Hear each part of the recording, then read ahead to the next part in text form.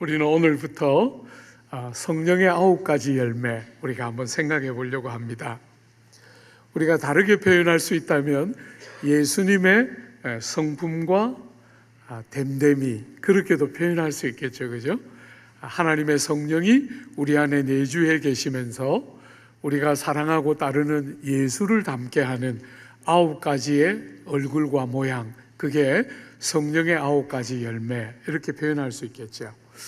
여러분, 오늘 우리가 첫 시간으로 이 9가지 열매가 어떤 배경 안에서 나오고 있나, 바울은 왜 이 주제를 이 갈라디아서 5장에서 다루고 있었을까, 배경은 무엇이고 이 주제가 나오는 문맥은 어떤 문맥인가 한번 먼저 살펴보려고 그래요.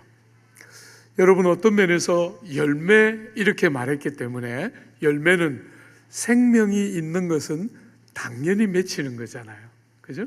생명이 있는 것에 따라오는 게 열매이기 때문에 우리가 은혜의 성령께서 우리 안에 내주하실 때 성령의 열매는 그분이 임재해 계시는 결과로 당연히 열매를 맺혀야 하는 것인데, 여러분이 많이 경험하는 것처럼 우리 자신에게나 때때로 우리의 삶에 이런 열매가 풍성하지 않은 이유는 그 열매 맺음을 방해함이 있다는 거예요. 열매가 생명이 있으니까 자연스럽게 맺혀야 하는데 그 열매를 방해하는 장애물들이 있는데, 오늘 본문은 2가지 장애물을 소개하고 있어요. 우리 바깥에 있는 것들이지만 또 우리 안에도 있고, 또 그런 것이 우리를 방해하고 장애를 끼칠 때 우리 속에 있는 경향이 함께 호응을 하고 있기 때문에 자연스럽게 열매가 맺혀져야 하는데도 열매가 맺히기보다, 우리가 기대하는 것보다 열매가 더디 맺히거나 안 맺히는 경우가 있는 것이죠. 첫 번째, 어떤 장애물이 있는가? 여러분 1절 한번 보십시오. 그리스도께서 우리를 자유롭게 하려고 자유를 주셨으니 그러므로 굳건하게 서서 다시는 종의 멍에를 매지 말라. 여러분, 첫 번째로 예수께서 우리를 위하여 행하신 모든 사건을 우리가 구원이라고 보통 표현하지 않습니까? 그것을 오늘 본문은 자유라고 표현했어요.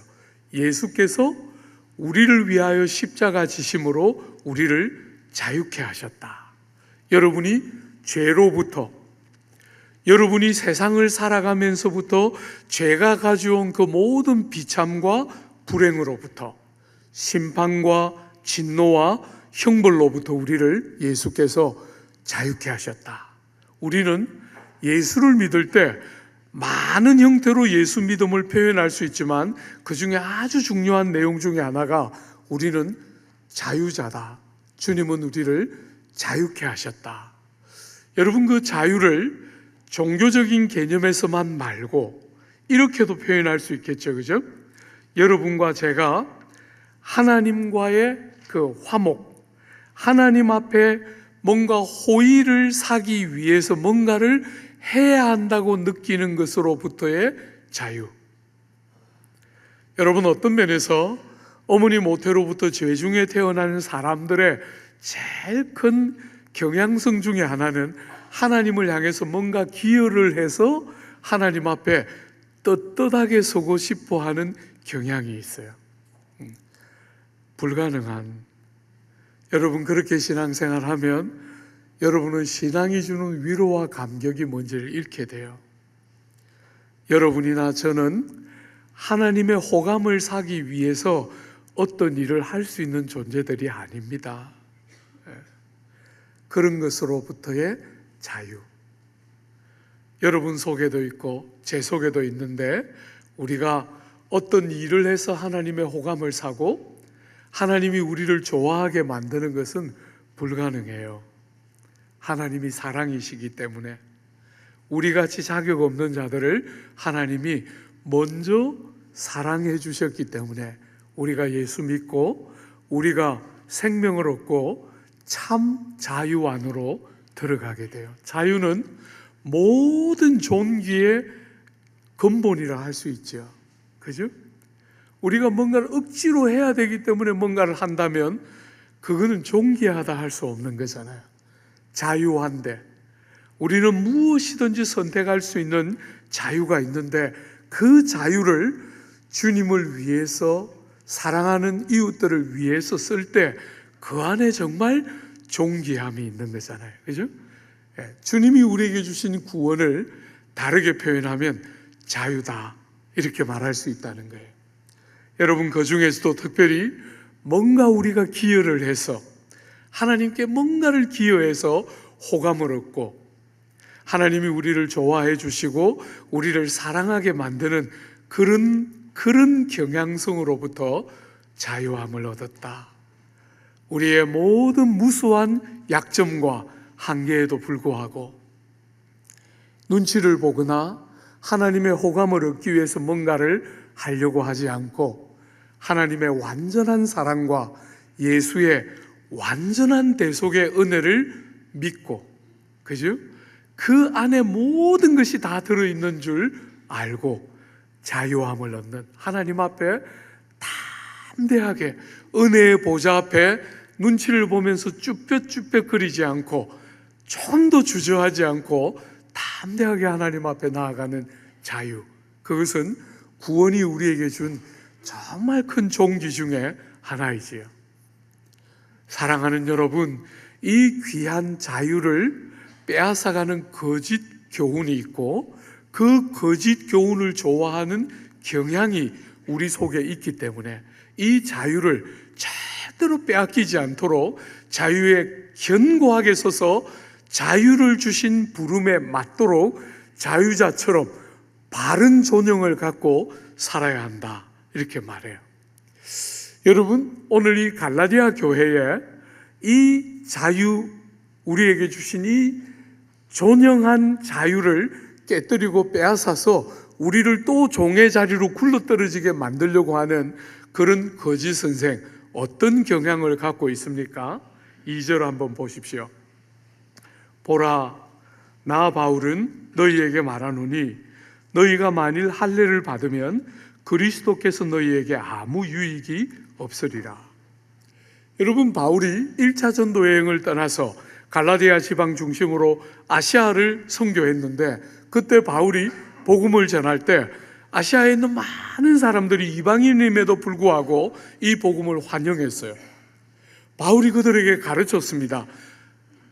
성도가 되는 것은 예수를 믿음으로 되는 것이고, 비록 이방인이지만 예수를 믿는 순간에 아브라함의 후손이 되고 아브라함의 모든 약속에 참여하는 자가 된다, 이렇게 가르쳤어요.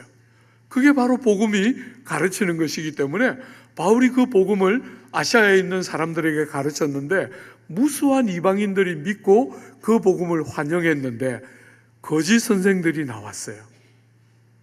거짓 선생들이 나와서 우리 속에 있는 경향성을 교묘하게 자극했어요. 뭐라고?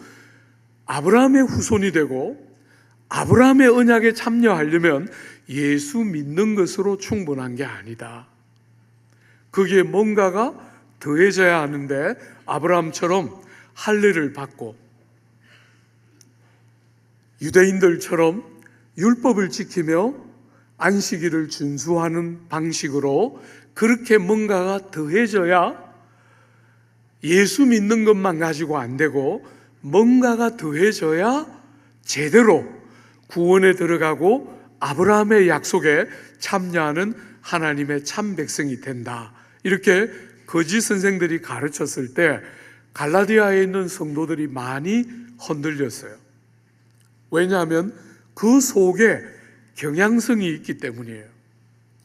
우리가 뭔가를 하나님께 기여를 해서 그 기여한 것을 근거로 해서 떳떳하게 하나님 앞에 서고 싶어하는 어리석은 경향이 우리 속에 있다는 거예요. 사랑하는 여러분, 제가 여러분들에게 늘 귀에 못이 박이도록 말하는 것처럼 여러분과 저는 국가대표급들이기 때문에 그런 일을 할 수 있는 사람들이 아니에요. 여러분이 작은 것이라도 기여해서 그 기여를 근거로 해서 하나님 앞에 떳떳하게 서고 구원에 뭔가 조금이라도 보탬이 되는 그런 것은 기독교가 가르치는 게 아니에요. 은혜로 아무 자격 없는 여러분과 저를 하나님이 만세 전부터, 그 오랜 세월 전부터 가졌던 깊은 사랑과 많은 사랑 때문에 아들 하나님이 우리 몸을 가지고 이 땅에 오셔서 우리의 모든 죄짐을 다 대신 감당해 주신 예수님의 완전한 공로, 그것 때문에 우리가 예수를 믿고 의지할 때 죄가 용서되고 하나님의 백성이 되는 것이지, 예수 한 분으로 충분하지 않아서 뭔가를 더해서 더 온전해지는 그런 것은 기독교의 복음이 아닙니다. 예수님만으로 충분하다. 그분의 대속의 은혜와 대속의 공로가 우리의 모든 자랑이며 의지며 우리를 우리되게 하는 핵심은 예수 사건, 예수님이 이 땅에 오신 것과 우리 위하여 고난 보시고 돌아가시고 부활하신 것, 그것이 우리를 우리되게 하는 전부다. 이렇게 기독교는 가르치는데, 거기다가 할례 받는 것을 더하고, 거기다가 율법을 지키고, 거기다가 절기도 잘 지키면 아브라함의 자손이 된다. 이렇게 말할 때 우리가 지금 관점에서는 참 어리석어 보이는데 우리에게도 그런 경향이 그대로 있는 거예요. 우리의 작은 노력과 수고를 더해서 좀 더 제대로 된 완전한 자리까지 나갈 수 있는 것처럼 거짓 선생이 가르칠 때 주님 한 분으로 충분한데, 하나님의 그 형용할 수 없는 사랑이 우리에게 충분하게 아들 하나님을 통해서 역사하면서 우리가 자유케 되고 구원에 이르는데 뭔가 모자란다 해서 우리를 얽매고 다시 그 조건과 자격의 종이 되도록 만드는 어리석은 일을 거짓 선생이 끌고 가는데, 거기에 끌려가지 않도록 견고하게 자유에 굳건하게 서서 주님이 주신 자유, 아버지의 완전한 사랑이 우리에게 허락하신 그 자유에 견고하게 서서 신앙생활 해야 여러분과 제 삶에 제대로 된 성령의 열매가 있다는 거예요. 육신이 이 재능과 능력이 차이가 있어서 만드는 그런 열매 말고 성령께서 우리 안에 들어오실 때 맺어지는 정말 주님이 우리에게 기대하는 그 열매가 우리에게 있다는 거예요. 사랑하는 여러분, 할례를 가르치고 뭔가를 더해야 한다고 주장하는 이 어리석은 무리를 향해서 바울이 뭐라고 말합니까? 굉장히 강하게 세 가지 이야기를 했어요. 한번 보십시오. 여러분, 2절 하반절에 너희가 만일 할례를 받으면 그리스도께서 너희에게 아무 유익이 없으리라. 주님이 우리 죄를 위하여 대신 돌아가셨는데 주님을 믿고 의지하는 것 말고 거기다가 뭔가가 더 필요하다고 할 때 예수의 대속의 은혜가 우리에게 아무 유익도 미치지 못하는 결과가 된다는 거예요. 사랑하는 여러분, 더 완전한 자리에 가는 것처럼 거짓 선생은 가르쳤는데 그런 게 아니라 예수의 그 귀한 은혜가 우리에게 아무 유익도 미치지 못하는 결과를 낳게 된다는 거예요. 두 번째로 3절에 보면 내가 할례를 받는 각 사람에게 다시 증언하노니 그는 율법 전체를 행할 의무를 가진 자라. 여러분, 할례를 받으면 할례만 받는 것이 아니라 할례는 무엇의 상징이냐면 모든 율법을 받아들임의 상징이에요. 그러므로 할례를 받으면 할례만 받는 것이 아니라 모든 율법을 인정하는 것이 된다는 거예요. 예수께서 오셔서 우리를 대신하여 율법을 순종하시고 우리를 대신하여 율법을 깨뜨린 형벌을 다 대신 받으시고 사망 권세를 깨뜨리고 부활하신 그 주님의 영광스러운 복음을 너무나 어리석게도 율법으로 대체한다는 거예요. 율법을 행할 자가 없어서 예수께서 오셔서 율법을 다 삶으로 죽음으로 완성하시고 이루어 놓으셨는데, 거기다가 뭔가를 더하면서 율법 전부를 다시 지켜야 하는 어리석은 자리로 굴러떨어지고 만다는 거예요. 사랑하는 여러분, 여러분의 어떤 행위로 하나님 앞에 설 수 있는 자가 아무도 없습니다. 아무도 없습니다. 주님의 완전한 대속의 은혜만이 우리의 죄를 가리고 하나님 앞에 우리를 의롭다 여김 받게 해서 은혜의 보좌 앞에 담대히 들어가도록 절대로 주눅들거나 위축되거나 하지 않고 눈치 보지 않고 쭈삣쭈삣 거리지 않고 그 은혜의 보좌에 담대히 들어가는 것은 오직 예수 한 분으로 충분하다. 성경은 그렇게 말하고 있는 거예요. 세 번째, 4절에 보면 율법 안에서 의롭다함을 얻으려 하는 너희는, 뭔가를 하나 더해서 할례를 행하거나 그렇게 뭔가를 더해서 의롭다함을 얻으려고 하는 사람을 뭐라고 표현하느냐면 율법의 행위로 의롭다함을 얻으려 하는 자들, 율법 안에서 의롭다함을 얻으려고 한다는 거예요. 여러분, 율법 안에서 의롭다함을 얻을 자는 아무도 없어요. 그래서 주님이 우리를 위하여 이 땅에 오신 것이요, 그죠? 율법을 가지고 여러분의 어떤 행실이나 자격이나 조건을 가지고 하나님 앞에 의롭다함을 얻으려고 하는 것은, 그것은 생명에 이르는 길이 아니라 생명으로부터 떨어지는 길이라는 거예요. 사랑하는 여러분, 정말로 여러분이 그렇고 정말 제가 그래요.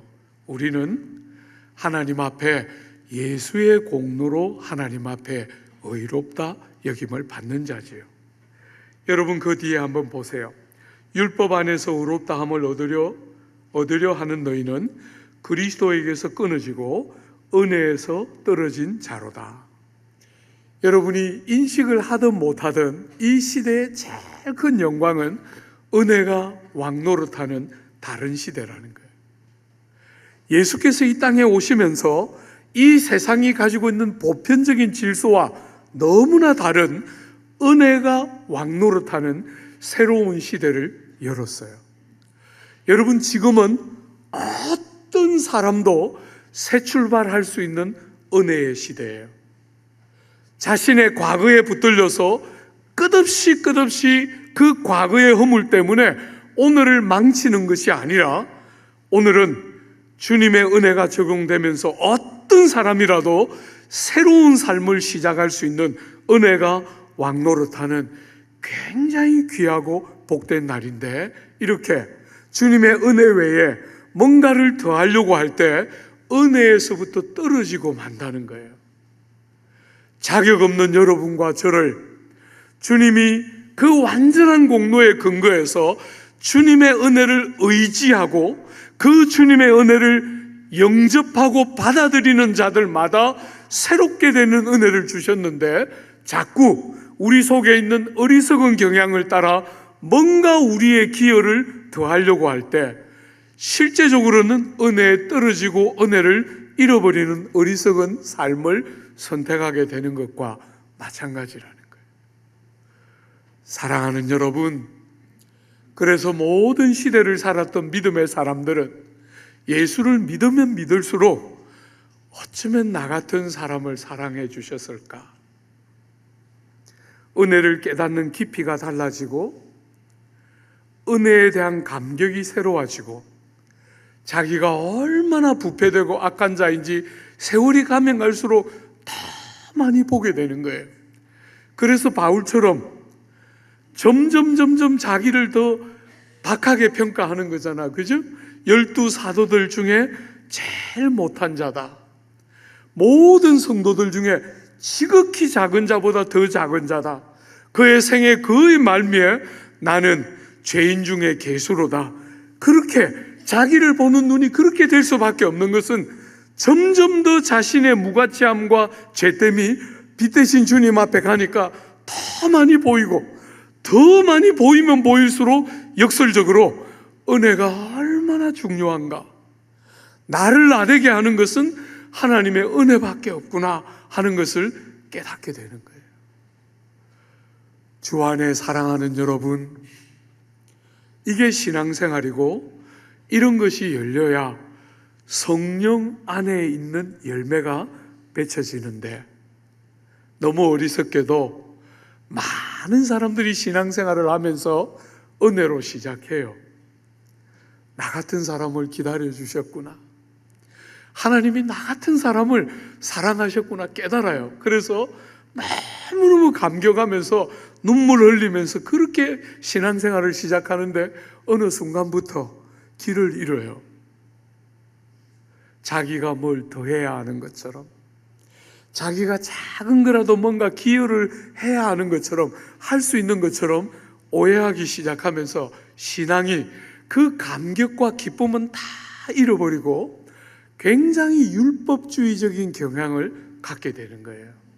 왜 이거는 안 하고 왜 저거는 못 하나, 이렇게 하면서 자기를 보고 남을 보면서 굉장히 율법주의적인 신앙생활을 하게 되는 거예요. 은혜에 대한 감동을 상실하고, 세월이 갈수록 주님의 은혜가 새록새록 더 사실적으로 경험되고, 가면 갈수록 그것이 더 크고 귀하게 여겨져야 되는데, 희한하게 신앙생활을 한다고 하면서도 은혜에 대한 감각을 상실하면서 자꾸 공로주의적이고 율법주의적인 경향이 생기는 거예요. 사랑하는 여러분, 그렇게 하지 말고 주님이 우리를 종된 데서부터 자유케 하셨으므로 다시는 율법의 종된 멍에, 사람들의 평가의 멍에 내 자신이 나 자신을 그렇게 평가하려고 드는 그 어리석은 경향들로부터 우리를 자유케 하시고, 주님이 그리스도의 공로 안에서 우리를 전혀 다르게 바라보시는 그 눈을 가지고 우리를 달리 보면서 새 삶을 살도록 우리를 부르셨는데, 그 어리석은 우리의 이전의 경향으로 돌아가서 종의 멍에를 자꾸 지려고 하는 어리석은 경향이 신앙생활하는 우리 안에 자꾸 경향적으로 생기고, 잘못된 선생들이 일어나서 그런 것들을 부추기게 되는 거예요. 여러분, 우리의 신앙생활은 그런 것이 아니라 어떻게 해야 합니까? 5절과 6절 한번 보십시오. 우리가 성령으로 믿음을 따라 의의 소망을 기다리노니 그리스도 예수 안에서는 할례나 무할례나 효력이 없으되 사랑으로서 역사하는 믿음뿐이니라.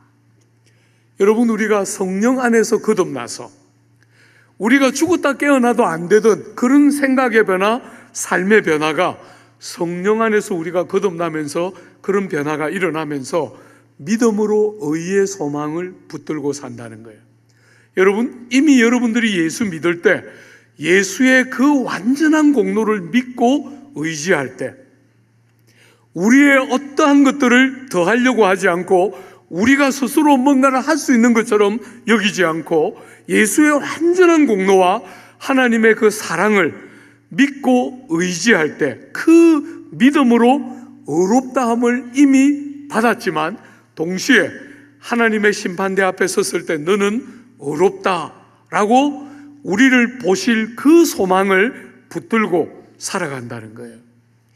여러분, 그날이 마지막 날 하나님의 심판대 앞에 설 때 어떻게 판단할지는 모르지만 의롭다라고 판단하기를 기대하면서 산다, 이런 뜻이 아니고 이미 이 땅에서 예수 믿을 때 의롭다 여김을 받았으므로 그날에 틀림없이 변하지 않는 영원하신 하나님이 우리를 그날 보실 때 예수님 때문에 의롭다 하실 것을 틀림없이 신뢰하면서 소망 중에 살아간다는 거예요.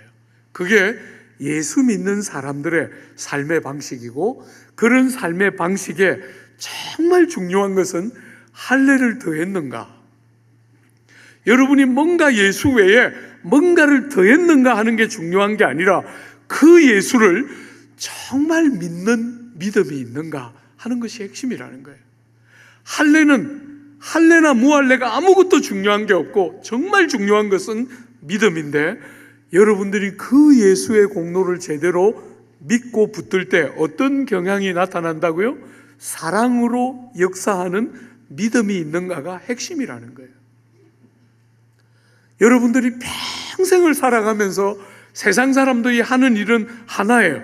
자기를 업그레이드 하는 것으로 끝이에요. 인생이 공부 더 많이 해서 더 많은 것들을 이루고 더 많이 성취하고 더 많이 높아지고 더 많이 유명해져서 사람들에게 인정받고 자기도 스스로를 인정하는, 그게 세상 사람들이 삶을 사는 방식인데, 우리는 예수 만나서 예수의 완전한 공로를 믿음으로 의롭다함 받고 나서 더 이상 그렇게 살기를 멈추고 주님을 믿는 믿음이 생기고 나니까 그 믿음이 내가 아니라 내 바깥에 있는 다른 사람을 사랑하도록 도와주는 믿음이 되는 거잖아요.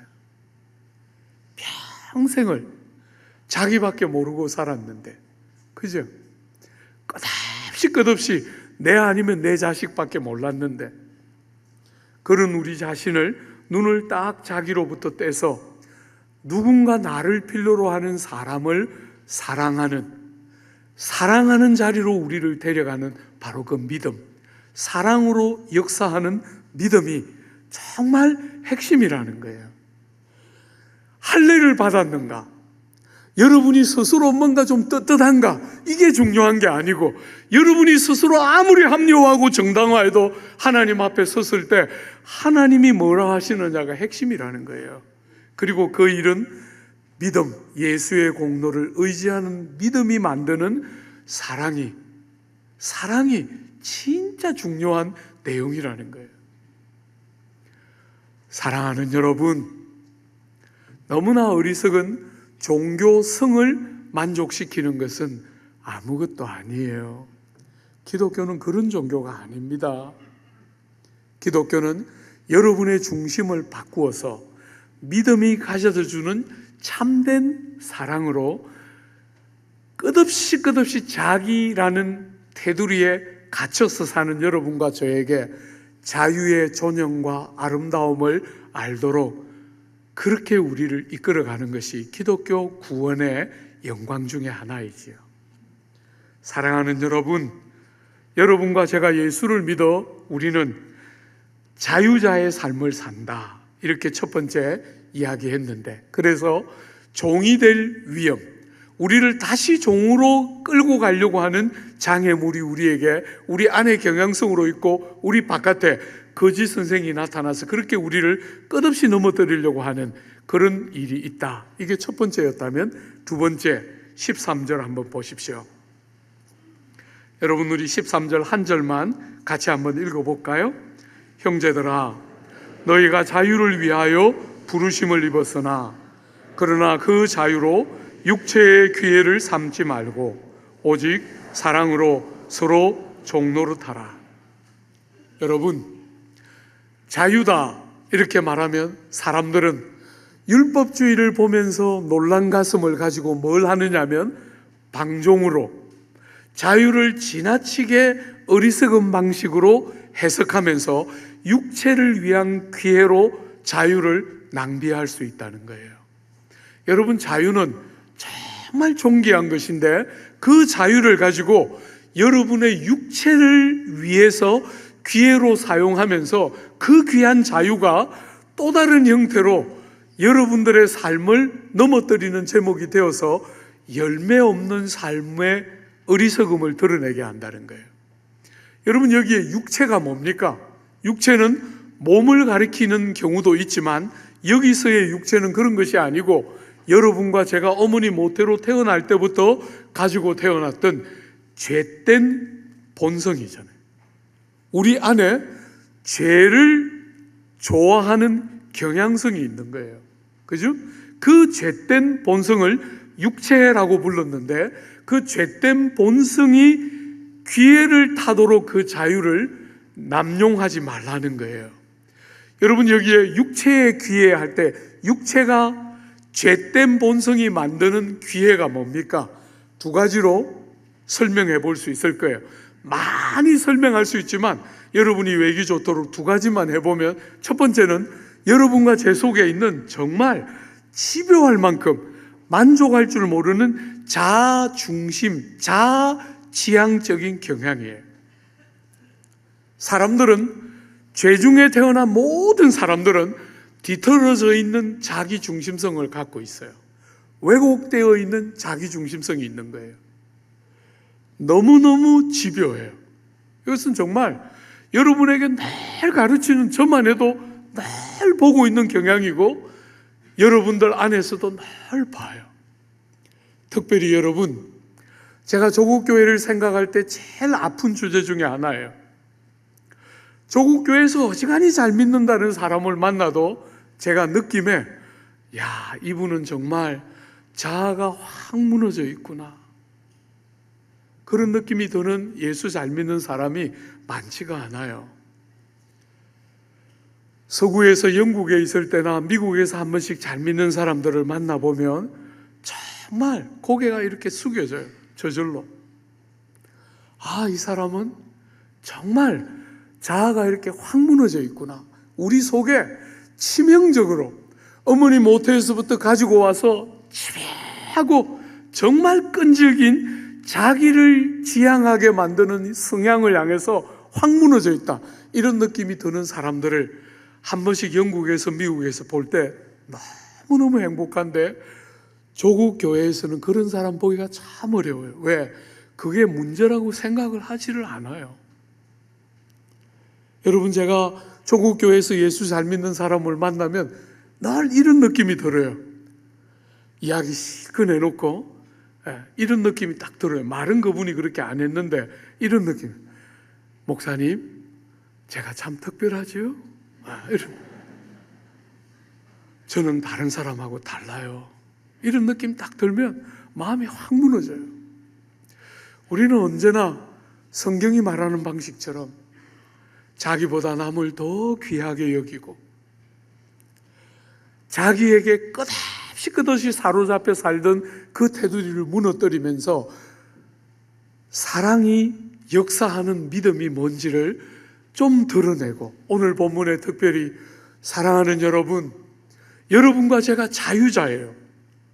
우리는 예수를 믿고 우리에게 양심을 거스르면서 뭔가를 억지로 그냥 해야 되니까 의무적으로 그렇게 요구받고 있는 사람들이 아니에요. 우리는 자유자입니다.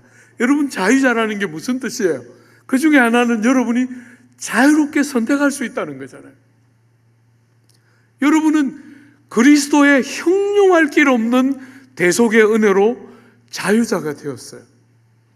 그 귀한 자유를 너무나 어리석게 육체의 기회로 남용하는 자들이 있어서 그렇게 예수를 오래 믿어도 열매가 안 생긴다는 거예요.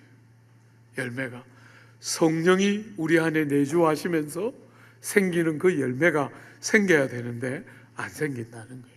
왜? 사랑하는 여러분, 그 집요한 자기 지향성을 넘어서지를 못해요. 그래서 수많은 은혜가 전부 자기 신화를 만드는 제목으로 바뀌어요. 내가 특별하다, 내가 남과 다르다. 아, 그게 아닙니다, 여러분. 정말 여러분들을 하나님이 그렇게 사랑하고 그렇게 특별하게 여기지만, 여러분이 그 사랑과 그 특별한 은혜를 알면 제가 아닙니다, 하나님이 하신 것입니다, 이렇게 말하게 되는 거예요. 그 은혜가 우리에게 그렇게 말하고, 삶을 그렇게 바라보고, 자기를 그렇게 바라보고, 남을 그렇게 보게 하는데, 이상하게 이 자아지향성이 문제라고 생각하는 성도들이 너무 작다는 거예요. 사랑하는 여러분, 육체의 귀해라고 말할 때 그 육체의 첫 번째 중요한 것은 너무너무 집요한 자기 지향성이에요. 이 첫 번째라고 말할 수 있고, 두 번째는 여러분이 잘 아는 각색 정욕과 향락의 종로로 타는 것이에요. 육체는 우리를 끝없이 죄된 욕망으로 몰고 가기가 너무 쉽고, 그 죄된 욕망을 합리화하고 정당화하면서 굉장히 쉽게 그 죄된 욕망이 주는 작은 기쁨, 굉장히 불완전하고 파괴적인 기쁨, 그 기쁨을 거절하지 못하고 넘어지고 어리석게 만드는 바로 그런 경향이 우리 속에 있고, 잘못된 교훈이 거듭거듭 우리를 그런 자리로 데려가고 있는 거예요. 사랑하는 여러분, 여러분과 저는 주님 안에서 자유자예요. 하나님은 그리스도의 귀한 대속의 열매로 우리를 자유케 하셨어요. 정죄로부터, 형벌로부터, 사람들의 눈치를 보면서 호의를, 공로를 가지고 사야 된다고 생각하는 그 모든 어리석은 삶의 방식으로부터 우리를 자유케 하셨는데, 그 자유를 잘못하면 방종과 착각할 수 있다는 거예요. 사랑하는 여러분, 육체를 위한 기회로 그 귀한 자유를 남용하면서 방종으로 변질시킬 수가 있고, 그렇게 되면 열매가 제대로 드러나지를 못하는 것이에요. 여러분과 저는 자유자인데, 그 자유를 가지고 주님 뭘 하기를 원하십니까? 사랑하기를 선택하고, 사랑하기를 선택하고, 그 사랑 때문에 섬기고 종이 되기를 선택하는 그런 하나님의 형상을 닮은 백성들을 기대하는 거죠. 여러분, 세상은 사랑이라는 이름으로 뭐합니까? 소유하려고 합니다. 사랑이라는 이름으로 상대를 내가 원하는 대로 소유하고 싶어 하거나 지배하고 다스리고 싶어 해요.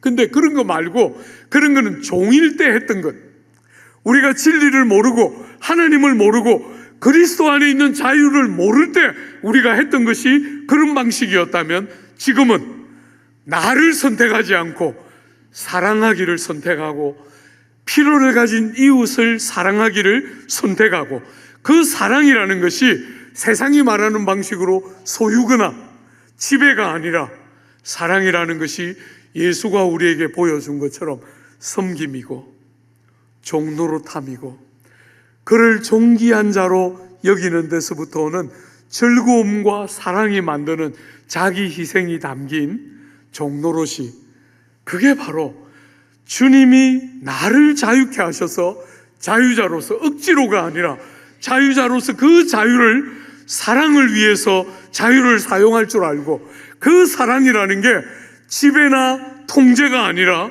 섬김과 희생인 줄 아는 사랑으로 종노릇하는 것, 그것이 바로 주님이 구주의 귀한 대속의 은혜로 우리를 구원해서 데려가고 싶어하는 지점이지요. 온갖 자유를 다 가지고 있는데, 그 자유로 나를 높이고 나를 개발하고 나를 자랑하는 그런 자유 말고, 내가 원하는 거 하고 싶어하는 자유 말고 사랑하기를 선택하고, 사랑하기 때문에 즐거이 종이 되기를 선택하는, 여러분이 부부 안에서 배워야 되는 건 바로 이건 거예요. 목사님, 우리는 잘 맞아서 안 싸워요. 제가 돌아서서 뭐라 그런다 그랬어요? 아무것도 모르는구나. 그게 뭐예요? 세상 사람들이 생각하는 수준의 그런 거 말고, 우리가 이 소중한 사람을 만나서 사랑하기를 선택하고, 그 사랑을 위해서 종노릇하고 희생하고 자기를 부정하기를 선택하는 것을 우리는 부부 안에서 배우고, 가정 안에서 그 귀한 일들을 배워서 세상을 그렇게 섬기고 세우는 것이 여러분과 저의 부름의 핵심인 거예요. 부부가 서로 잘 만나서 덜 싸우고 알콩달콩 살면 그게 무슨 재미입니까? 죄송합니다, 그런 분들에게. 사랑하는 여러분, 오늘 어떤 면에서 우리가 성령의 열매를 맺히며 이 땅을 살아가는 삶에 두 개의 장애물을 봤어요. 하나는 율법주의고 하나는 방종입니다. 어떤 면에서 두 가지는 완전히 대조적인 극과 극 같은데, 놀랍게 바울은 이 두 가지의 경우에 공히 대안이 뭡니까? 사랑입니다. 사랑으로 역사하는 믿음, 사랑으로 하는 종노릇. 그죠? 이 두 가지의 극단적인 다름 같아 보이는 이 두 가지의 동일한 대안은 사랑입니다. 사랑. 사랑하는 여러분, 사랑은 이 율법주의자들이 뭔가를 더 해야 한다고 주장하고 다 뭔가 노력하고 안 하기 위해서 몸부림치고 하기 위해서 최선을 다하고 이렇게 끝없이 율법주의적인 경향을 가지고 사람들을 밀어붙이는 사람들에게 성경이 주는 대안은 그게 아니라, 뭔가를 더 하려고 그렇게 몸부림치고 아둥바둥하는 게 아니라 주님의 사랑 앞에 노출이 되어서 우리 같은 사람을 사랑하시는 아버지의 사랑을 알아서 나도 예수를 믿되 사랑하며 믿고 사랑이 역사하는 힘을 가지고서 믿음이 작동되는 그런 믿음으로, 사랑이 역사하는 믿음을 가지고 율법주의가 요구하는 모든 율법의 요구가 사랑 안에 완성되는 거잖아요. 그죠? 한번 보세요. 하나님의 지혜는 세상의 이 어리석은 지혜와 얼마나 대조적인지 한번 보세요. 율법하고 살아야 율법이 완성될 것 같은데 그렇지가 않고, 하나님은 다른 길 같아 보이는 사랑을 제시하는데, 사랑이야말로 율법이 우리를 데려가고 싶어하는 궁극적인 지점이잖아요. 사랑은 모든 율법의 완성이니라 로마서 13장이 말하고 있는 거잖아요. 사랑하는 여러분, 은혜가 우리의 삶에 이룰 때 그 은혜를 핑계 삼아 방종하면 어떻게 하나? 사람들이 그 은혜를 핑계로 삼아 삶을 아무렇게나 살면 어떻게 하나? 이게 오늘도 여전히 많은 사람들의 염려거리인데 성경은 뭐라고 말합니까? 그런 어리석은 이원론에 빠지지 말고 어느 쪽이든 하나님의 사람으로서 바른 열매를 맺으며 사는 하나님의 성도들에 대하는 사랑인, 사랑으로 역사하는 믿음과 사랑 때문에 하는 종노릇이야말로 이 모든 양극단을 다 이겨내게 만드는 하나님의 방식이고, 그 연장선에서 우리가 보게 될 성령의 9가지 열매가 등장하게 되는 거예요. 사랑하는 여러분, 뭔가 법을 더 험하게 만들어서 죄 못 짓게 만들어야 사람들이 죄를 안 지을 것처럼 어떤 사람은 생각해요. 용서해주고 잘 사랑하면 사람들이 절대로 안 바뀔 거니까 때때로 엄하게도 다루어야 한다고 사람들은 생각해요. 사랑하는 여러분, 어떤 문제를 그분이 갖고 있든지 간에 성경은 사랑이 인생들의 이 모든 아픔과 질고를 만지는 핵심이고, 여러분, 그 연장에서 성령의 9가지 열매는 그저 종교적인 어떤 이야기를 하는 것이 아니고, 이 아픈 세상 끝없이 물고 뜯으면서 같이 망하는 길로 가는 이 어리석은 세상을 살리고 축복하는 하나님의 선물이 성령의 9가지 열매다. 그런 마음들을 가지고 여러분이 묵상해오고 우리가 함께 나눌 때 그런 하나님의 열매들이 정말 우리 삶에 많이 누려지고 맺혀지게 되기를 기대하고 축복합니다.